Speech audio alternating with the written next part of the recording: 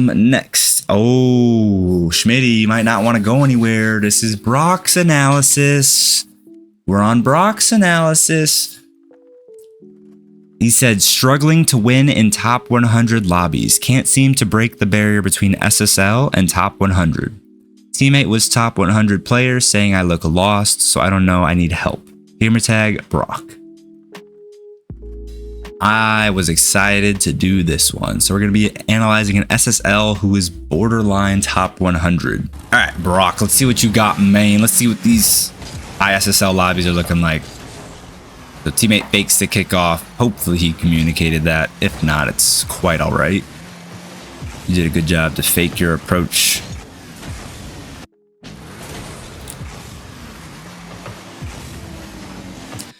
All right, so honestly, this is your ball. Your teammate shouldn't be pushing this.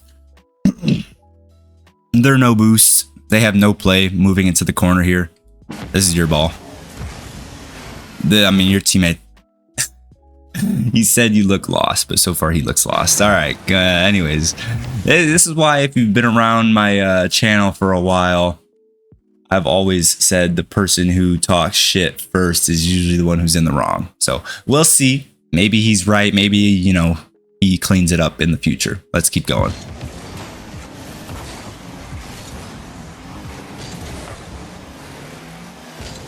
Okay, so not a good save here. This was all good up until this point, but we really need to, especially at this high of a rank, we really need to make sure that we are getting this touch to our corner. This, sorry, gross. This needs every time to be a touch to the corner. You need to delay your touch, save your flip, and delay your flip and touch until you can get it to the corner. Because I mean, if you think you can get a booming touch on this ball, and you might be able to, right? And even in this position, it's not a great option. Because if you get a booming touch, the best you're going to do is get it moving in this direction. He grabs a boost and makes an aerial play. So, I mean, playing it to your corner is always a safe option. But I wouldn't hate a booming play or a booming ball this direction. It's not a terrible option either. Because evidently, making this touch to your corner, you're still conceding possession and boost. Pablo just has more momentum than you moving in this direction. There's nothing you can do about that. He's going to get your boost and they're still going to be on offense. But the difference is the touch you make here just leaves the ball in front of your net for a shot. Should have grabbed the corner boost there. Well, that's what I'm saying. He can't. Pablo beats him to this boost every time, and that's just an inevitability. There's some things you just can't avoid in Rocket League. Some sequences of play that are just always going to happen. No, when he was on offense. Oh, okay. Yeah, see this one more time. So you're blocking the shot, which is good. But if he never went for this shot, or he doesn't get this touch on this ball, or he drive challenges, or he just opts to go for the boost, a lot of different options where this approach that you take on this 50-50 just leaves the ball right here for the follow-up shot. So this is, again, a bad touch to make here. It ends up working out just because he 50-50s it and pinches it with you. If I'm Pablo in this position, I probably don't make that play. Let me see this from his point of view. We're going to be pretty in-depth on this analysis because it's not often we get to do such a high-ranked analysis. Yeah, if I'm Pablo in this position, I'm never committing for a shot here. This is dumb. If I'm Pablo, I'm going for your corner boost every time. So again, this touch that you make here is just... It should have just been a dead ball here where this guy behind him is stealing the boost. But Pablo never has a play here. You're blocking the shot here every time. I would never commit for this shot. I'm either going for this corner boost or I'm driving through trying to demo the guy behind. He made a touch too hard for sure. It was kind of forced because him and his teammate were on top of each other. But yeah, this is just a bad play by Pablo. Again, like I said in the last analysis, just because something works out doesn't mean it was a good play. We want to be basing our decision making on what works most often, not what just happened to work this time because our opponents played badly. Why are you hating on my homie? I don't think I am, homie.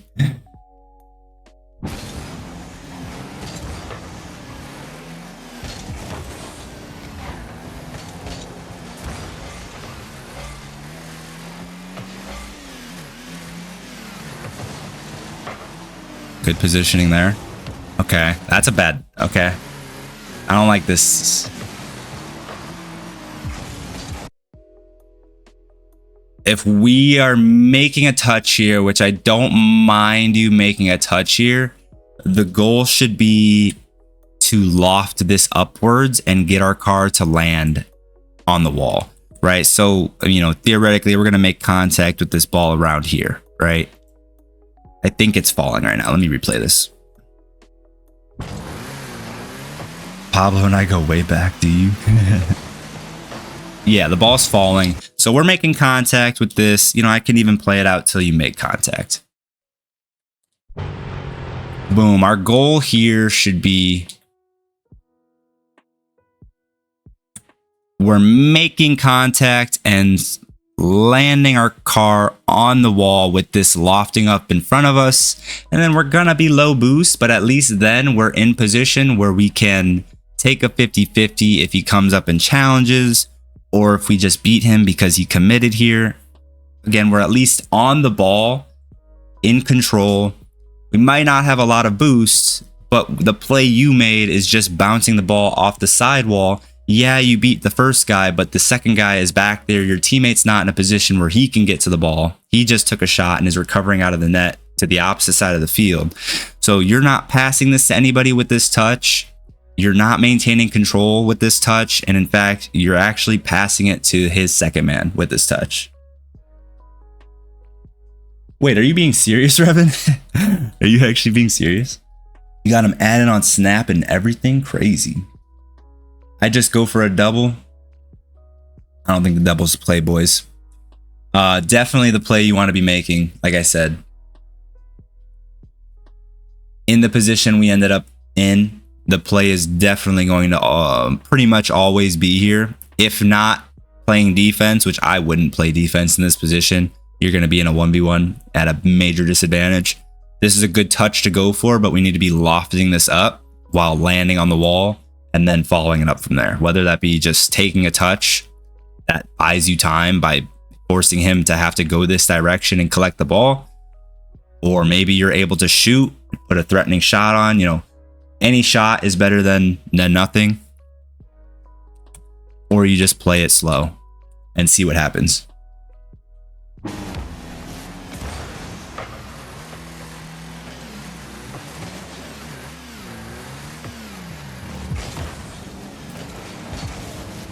Good bomb. Aye. Wait. Hey.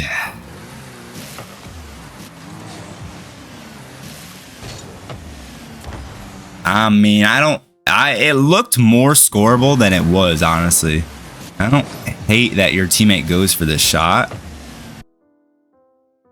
It probably is scoreable, but it actually ends up being way harder of a shot than it looked like when he went up for it. I honestly, as bad as that looks, you know, that's actually not that bad of a miss for your teammate. I mean, it's bad for you guys as a team, but the shot actually ended up being way harder than it looked like when he was in that position.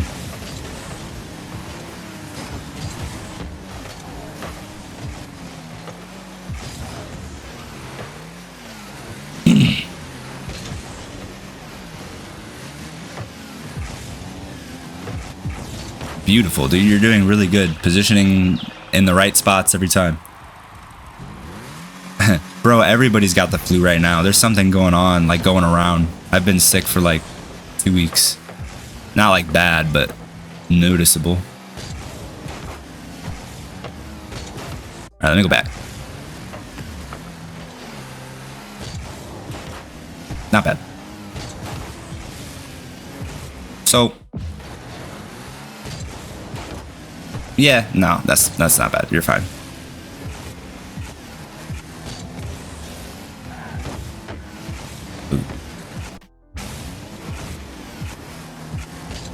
Okay, good back pass.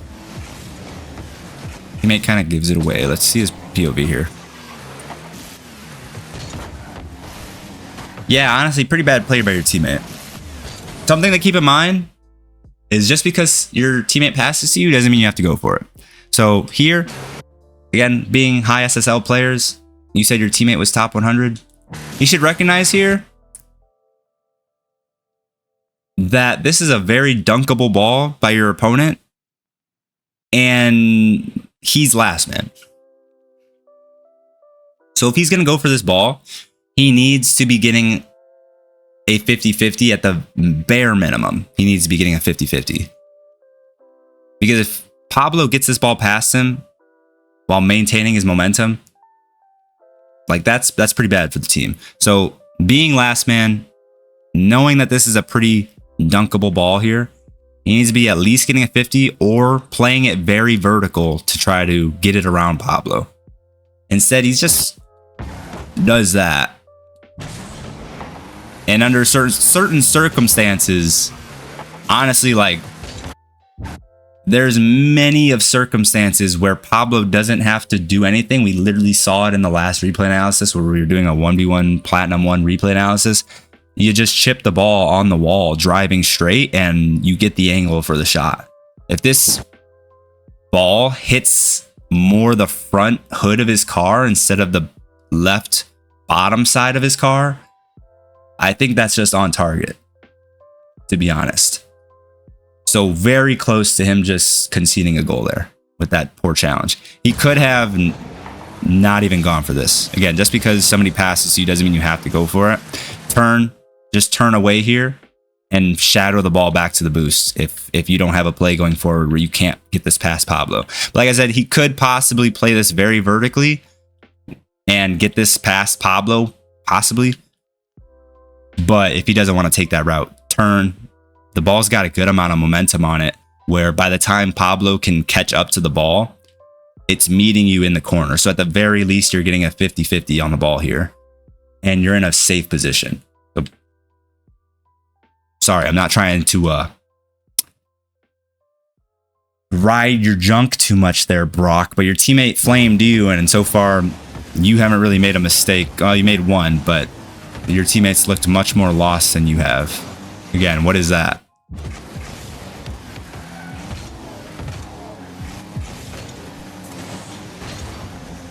Not much needed to say there. He just completely lost possession on his first touch. It wasn't a passing touch to you up the wall, which I thought maybe he was trying to, lob this up to you on the wall. Wasn't that. Got this touch to nobody, didn't set himself up, and then proceeds to use all of his boost to not even get a touch on the ball. And you concede because of it.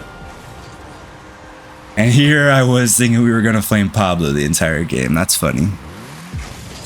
I wish Brock was here right now for this analysis.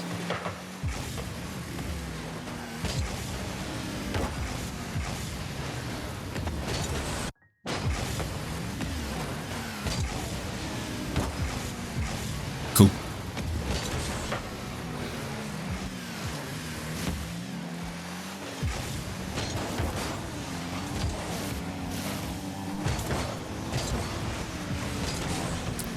Now, I will say, being as high ranked as you are, I don't know, it's worth pointing out. I don't know if you've put any time into learning how to do zap dashes, but a zap dash in this position would be huge, right? When you're no momentum, and I think you're on 0. I thought you were on 0 here. Is this a replay bug? Or am I bugging? Yeah, you're on 0. With no momentum and 0 boost, a zap dash is huge. If you put some time into learning zap dashes, would be great right now. When you're trying to get back to have any chance of helping your teammate on defense. What's his Discord tag? Brock, I think. He's in his name will be in the replay analysis channel. But yeah. Learn zap dashes. It's worth it. It's gonna become meta. I mean, a lot of pros are already using them. Most pros already know how to do them. Not all of them use it all the time, but you know, it's a tool in your belt if you haven't learned how to use it yet.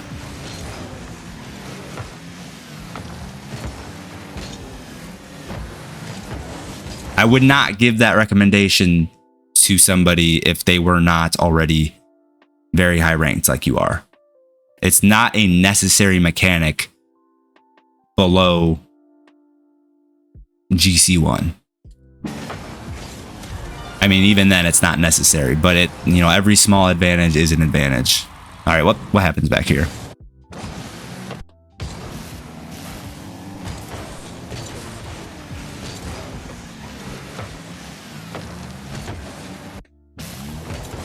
So I think this is a bit on us on our positioning.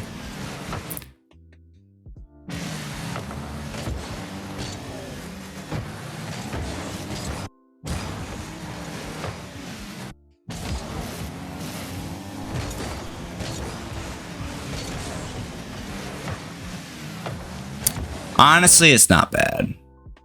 You're good. I was gonna say our rotation back on defense was a bit sharp, right? We're arriving back to net at the near post, and usually that's bad.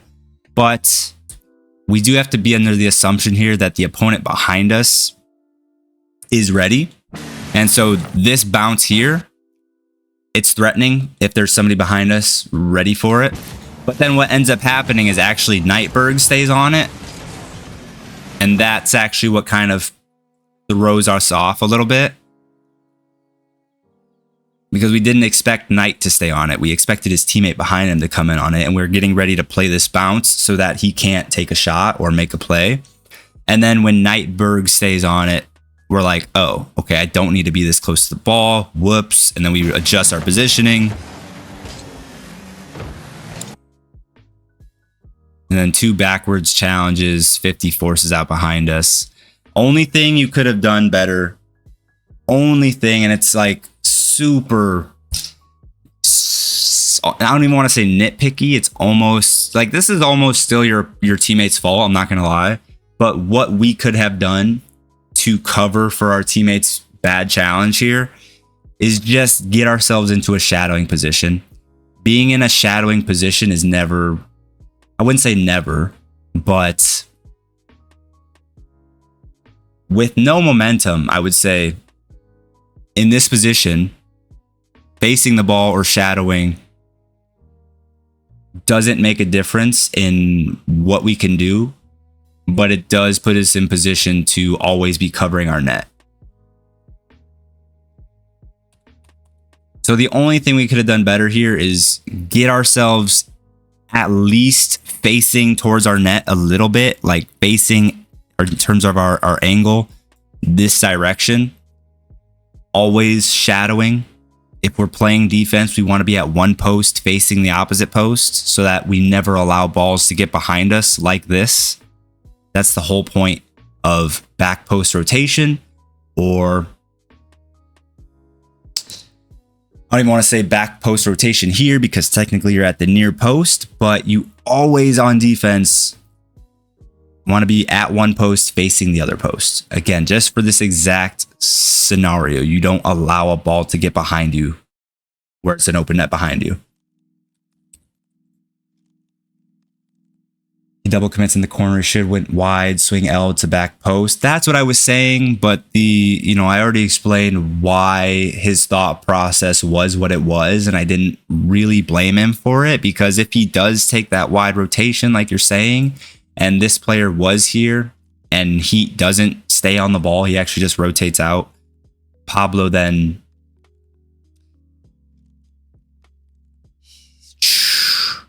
that's tough.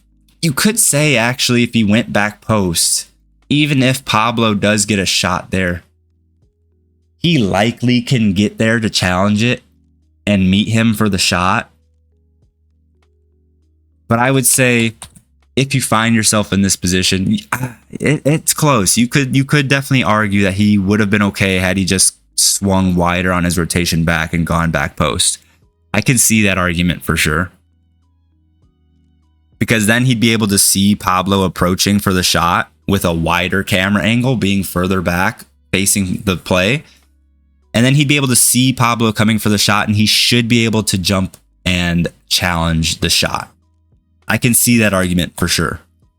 But at the very least, once he finds himself in this position, again, you want to be at one post facing the opposite post anytime you're on defense.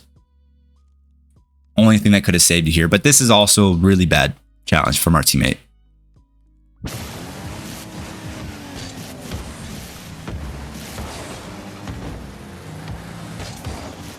Yeah, that's a really... It's bad because it's unnecessary. There's no threat. No threat here. He doesn't need to challenge. What I would do is I would power slide, and if I was him, power slide and get myself facing this direction. And then he can challenge, and he can actually force the ball this way and come out with boost and ball. Bad challenge by our teammate is what puts us in that position.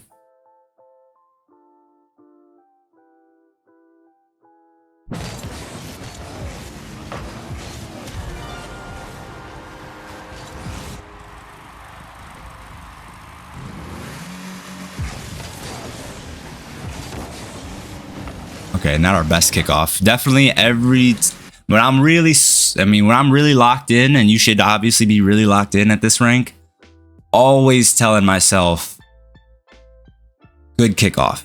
Like, and that doesn't mean win it. That literally just means don't lose it hard. Don't lose it into a shootable position. That's always what I'm telling myself when I'm locked in. I don't care what happens on the kickoff. I don't care what happens on the kickoff as long as it doesn't do what it just did. As long as it doesn't bounce off of the wall coming towards our end where they can shoot a follow-up shot. That is my one goal to avoid with all cost, is to have this ball shoot off of the wall right in front of our opponent for a shot or for a dribble, and to put my teammate behind me in a terrible position.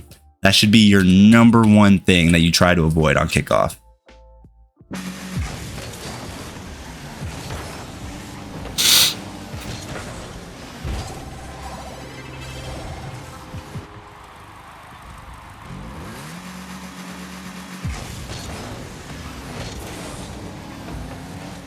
And it's super because, like, you obviously you did fine on that kickoff.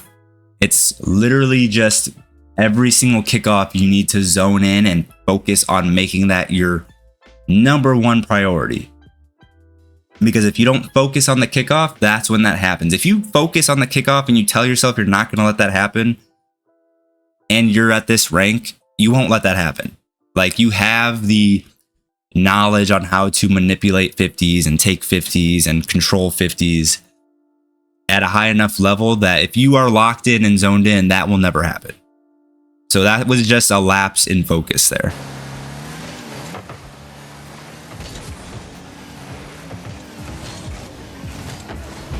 Damn. What puts us in this position?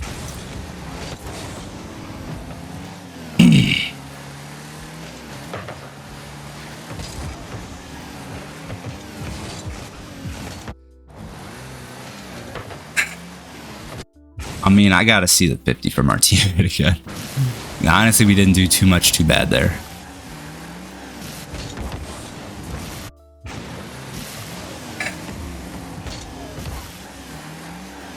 Honestly, that bounce is super unfortunate. That's like a very weird bounce for how your teammate played this. All right, that's like an unfortunate bounce. I'm not gonna lie. That's a very... I don't know how that bounced like that. After the fact...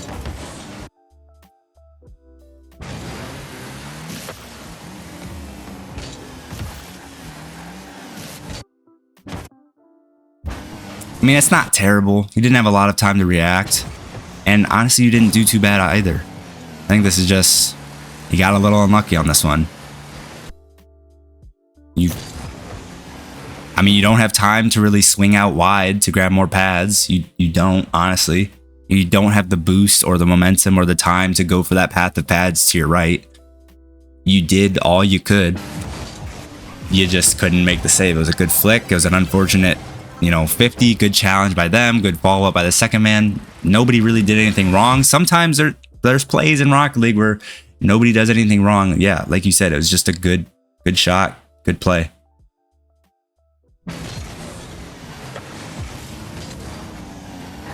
Damn, he gets that boost.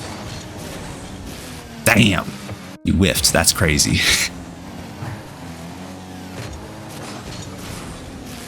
Damn, whiffing there is kind of fucked. Definitely can't whip there. Yeah, I mean, that's on you. I can't put any other words to it. That's just a whiff on you for sure.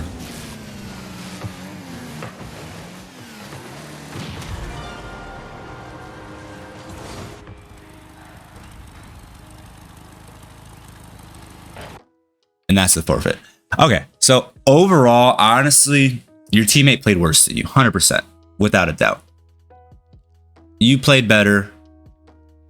You did make mistakes. I pointed them out. I can't remember everything. Let me think. If I had to give you a general piece of advice, biggest things I noticed. Honestly, the only things I pointed out was focusing on kickoff, was that initial touch at the start of the game off of the side wall to nobody, where you just gave it to the people, you know, the opponents. Everything was situational. There were no repeat mistakes. Everything was situational. So that's a good thing.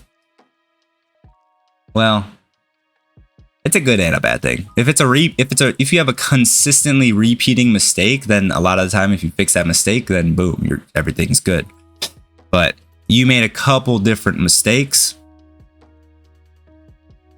but they were small. Honestly, your positioning was good. I would say you looked like a pretty passive player. Didn't display much mechanics, and that's another thing. How do I say this? Do I want to say this?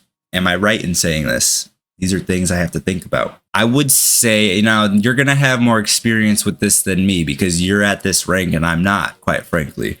But it would be my assumption that trying to just play off of your opponent's mistakes and win games that way starts working less and less the higher you rank up, I would assume. And so you do need to start becoming more threatening on offense if that's the case, right? Nothing you did in this game was threatening. I mean, you guys only scored once. You didn't play a lot of offense, so it was hard to get a picture of what your offense looks like. But, you know, as you start, even in my games, I would say GC3 and higher, it seems like you really need to start becoming more threatening in offense. And that doesn't mean doing crazy mechanical plays, but it means every time you get the ball and you get an opportunity on the ball, you need to be doing something with the ball. And again, you guys really didn't have much possession at all this game, so I can't really say whether your offense is good or not based on this replay. You should submit another one. I would love to do another replay analysis for you, Brock. One where you play more offense. You could still lose, but one where you guys play some more offense, because I didn't get to really see any offensive plays. But yeah, overall, I wouldn't say you looked lost. I would say you guys didn't really do anything on the couple of times that you did have possession of the ball. I think you personally only had possession of the ball like literally one time this whole game. Like you made a couple challenges maybe, but you literally only had possession of the ball like once, and your teammate had, you know, an opportunity to have possession of the ball maybe 2 or 3 times. And neither of you did anything where you actually kept possession of the ball and were able to turn that into offense. So that's the results of the game. You'll have a 5-1 scoreline if that happens. That's it though. Do the outro for the YouTube video later. If you guys liked the video, I forgot to do this on the last one, but if you guys liked the video, be sure to leave a like on the video, comment down below. If you maybe caught something or think something that I didn't catch or say, let me know. I'm sure Brock would also love some additional tips from people down in the comments. If you've got some, subscribe if you're new here. See you guys in the next video. Thanks for coming by.